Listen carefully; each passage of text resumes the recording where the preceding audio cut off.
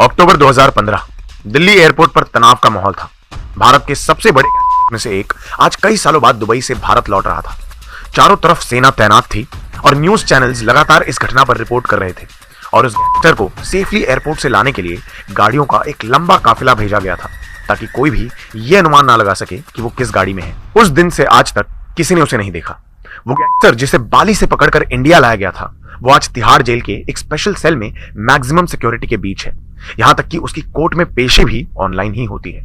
ये वो आदमी है जिसकी सलाह के बिना अनडबल डॉन दाऊद इब्राहिम कोई भी फैसला नहीं लेता था, जिसने दाऊद के गैंग को दुनिया की सबसे पावरफुल माफिया सिंडिकेट में से एक बनाया था और दाऊद को एक इंटरनेशनल गैंगस्टर। वो आदमी जो दाऊद का गैंग मैनेजर था, उसका राइट हैंड, लेकिन फिर भी उसका सबसे खतरनाक दुश्मन बन गया। ये कहानी है डी कंपनी के सीईओ की, राजेंद्र सदाशिव निकलजे उर्फ छोटा राजन। 1986 दाऊद इब्राहिम अपने घर बंबई को हमेशा के लिए पीछे छोड़ चुका था। उसने दुबई में अपना नया बेस बनाया और धीरे धीरे वो अपने सभी धंधों को दुबई से चलाने की प्लानिंग में लग गया। उसने एक एक कर अपने सभी खास आदमियों को भी दुबई शिफ्ट करना शुरू कर दिया। इन्हीं में से एक था छोटा राजन, जिसने दुबई पहुंचते ही डी कंपनी को एक गैंग से एक मल्टीनेशनल कॉर्पोरेशन बनाना शुरू कर दिया। पूरी गैंग को उसने एक ऐसा स्ट्रक्चर दिया था जिसे क्राइम की दुनिया में कोई सोच भी नहीं सकता था। एक कंपनी की तरह उसने पूरा एक ऑर्गेनाइजेशनल स्ट्रक्चर बनाया था जहां हर लेवल पर लोगों का अपना नाम और ओहदा था, उनकी पोजीशंस फिक्स थी और राजन इस बात का खास ध्यान रखता था कि ऊपर से लेकर नीचे तक हर लेवल के लोग अपने काम में खुश जरूर हैं। अपने काले पैसों से उनके लॉयर्स की फीस भरना, उनके हॉस्पिटल बिल्स, बेल के पैसे, यहां तक कि उनके घर वालों का भी ध्यान राजन रखने लगा।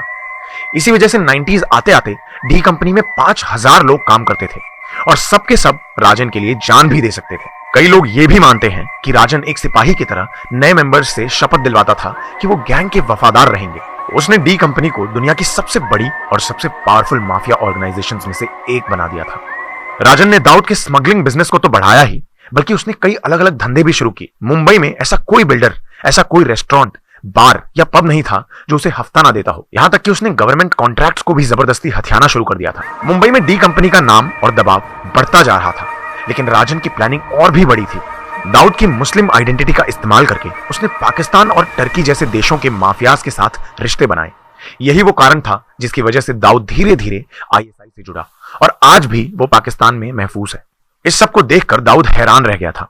उसने कभी सपने में भी नहीं सोचा था कि कोई इंसान उसकी गैंग को इतनी बड़ी ऊंचाइयों पर पहुंचा सकता था। उसने राजन को अपना गैंग मैनेजर घोषित कर दिया। हर छोटा बड़ा फैसला वो राजन से पूछकर ही लेता था। यहां तक कि मुंबई अंडरवर्ल्ड में ऐसी कोई डील नहीं थी जो राजन की मंजूरी के बिना की जाए। लेकिन राजन ये नहीं जानता था कि उसकी ये तरक्की कई लोगों को खलने लग गई थी।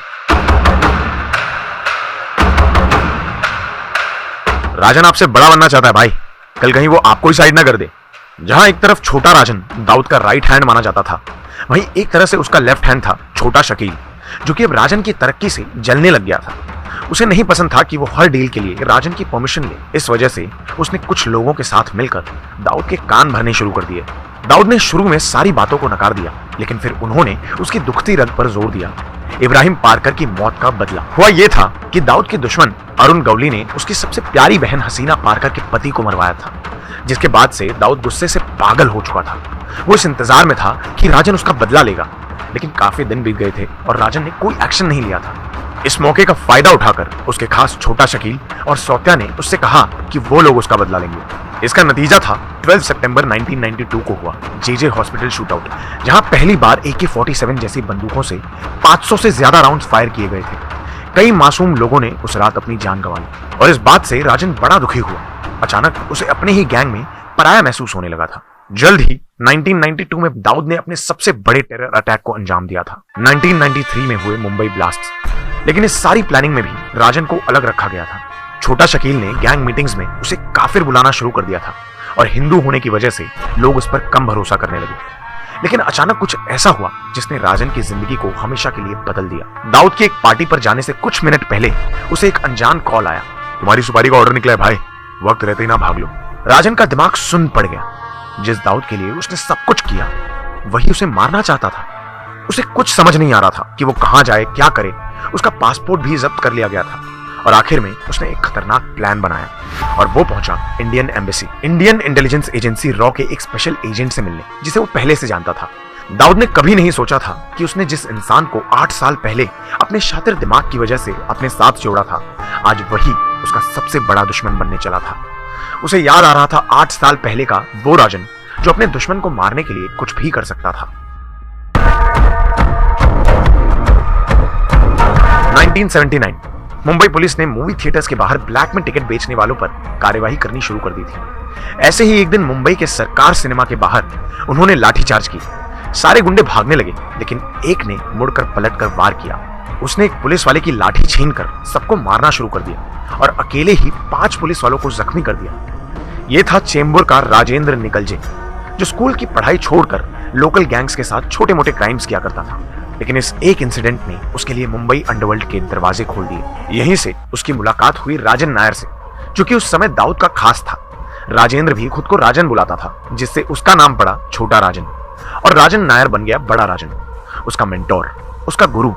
पर 1 साल बाद ही अब्दुल कांजू ने गद्दारी कर बड़ा राजन की हत्या कर दी, जिसके बाद छोटा राजन ने गैंग की कमान संभाली। उसका सबसे बड़ा मिशन था अपने गुरु की मौत का बदला लेना और उसका दुश्मन अब्दुल कांजू।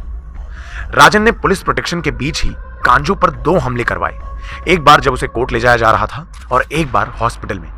उस समय मुंबई अंडरवर्ल्ड में कोई भी इतनी शातिर प्लानिंग के साथ हमले नहीं करवाता था। अब्दुल कांजू पुलिस के सामने गिड़गिड़ाने लगा कि उसे किसी भी केस में अरेस्ट किया जाए। यहां तक कि जेल में भी वो रात भर डर से चीखता रहता था कि वो मुझे मार डालेगा, वो मुझे बचा लो। आखिर 4 साल बाद राजन ने अपना बदला पूरा किया। एक क्रिकेट फील्ड पर उसने अब्दुल कांजू को एक भयानक मौत दी। अपने इसी शातिर अंदाज और हार ना मानने वाले जज्बे ने उसे दाऊद की नजरों में ला दिया था, वही दाऊद जो आज उसे जान से मारना चाहता था। वो रात इंडियन ऑफिशियल्स के लिए बहुत बिजी रात थी। मुंबई अंडरवर्ल्ड में दाऊद के बाद नंबर 2 डॉन खुद उनके पास चलकर आया था। पूरी रात राजन को ग्रिल किया गया, उससे सवाल जवाब किए गए। मुंबई में सीनियर ऑफिसर्स के साथ कड़े डिस्कशंस किए गए, नेगोशिएशंस हुए।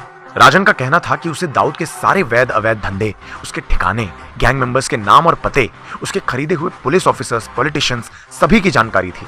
अगर उसे दुबई से बाहर सेफली पहुंचा दिया जाए तो वो उनका इन्फॉर्मर बनके उन्हें दाऊद का पूरा सिंडिकेट दे सकता था। और आखिर में कई नेगोशिएशंस के बाद राजन का ऑफर मंजूर कर लिया गया। उसे एक नकली पासपोर्ट के जरिए बैंकॉक भेजा गया। कई सालों तक वो बैंकॉक में सुरक्षित रहा। धीरे धीरे वो अपनी नई जिंदगी में घुल मिल रहा था। लेकिन वहीं दूसरी ओर उसका गैंग अब भी मुंबई में एक्टिव था। दाऊद और राजन दोनों ने एक दूसरे की गैंग के इंपॉर्टेंट लोगों को मारना शुरू कर दिया था। मुंबई की गलियां जंग का मैदान बन चुकी थी। आए दिन वहां के रास्ते खून से लथपथ रहते। इसी बीच बैंकॉक में आराम की जिंदगी जी रहे राजन के घर हमला हुआ। कई सालों की प्लानिंग और खोज के बाद शकील ने आखिरकार राजन को ढूंढ निकाला। हमले में राजन का सबसे खास आदमी मारा गया, उसकी बीवी जख्मी हुई, यहां तक कि राजन को भी पेट में गोली लगी थी। लेकिन जैसे तैसे वो बच निकला और पुलिस की मदद से उसे हॉस्पिटल ले जाया गया। ये खबर आग की तरह फैल गई। एक तरफ बैंकॉक की पुलिस उसे पकड़ना चाहती थी, एक तरफ मुंबई पुलिस उसे भारत ले जाना चाहती थी और एक तरफ दाऊद के लोग उसे मारना चाहते थे। लेकिन इस सब के बीच राजन दिन दहाड़े सबकी आंखों के सामने से गायब हो गया।